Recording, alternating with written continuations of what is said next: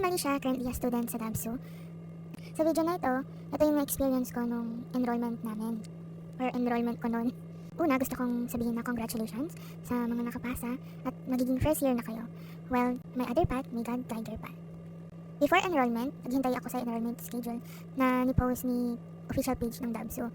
At dun makikita kung each, college. Tapos, tinignan ko rin yung enrollment location o yung saan mag-enroll.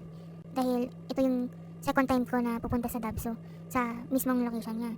At tingnan ko na rin yung Facebook group, yung mga steps na gagawin. Dahil nakikita natin dito na ito yung ginawa ko. I-follow ko rin yun. So, ito yung tinignan ko siya sa Google Map. At nakikita nyo dito, ito yung enrollment location sa Bacolor Campus. Yung itong yellow line, ito yung entrance enrollment. Ito naman ang enrollment. Ito ang gate 2. Bago sa gate 3, mauuna siya. Kung nalilito ka pa rin, wala naman bayang magtanong, diba? Kasin mo ang loob mo. During enrollment day na 1 hour before na ako umalis ng bahay at nakita ko pa lang sa pila na maraming tao kasama ang magulang ko, hindi ko talaga alam at kinakabahan ako. Pero yung nandun na ako sa location nito, sinabi na estudyante lang ang pwede kaya nasa waiting room ang magulang ko. At nagtanong ako kung saan at tinuro na Bacolor Campus, ground floor siya ng College of Education. Malapit lang, konting lakad lang, parang 8 na step. Sa malapit na room, tinanong ko saan nagsa-start yung enrollment mismo. At meron silang ibibigay. Ito ang maliit na paper lang. Habang i-fill up mo yun, uupo ka dun sa classroom. At magtatanong sila full name mo at program mo. Dito rin malalaman ang section mo at pangilan ka doon. Yung last name, hindi yung rank. Hindi naman talaga sinasabi yung rank. Kung hindi ikaw o yung estudyante mag-enroll, sa acknowledgement, parent o guardian yung magsasign. Ito siya.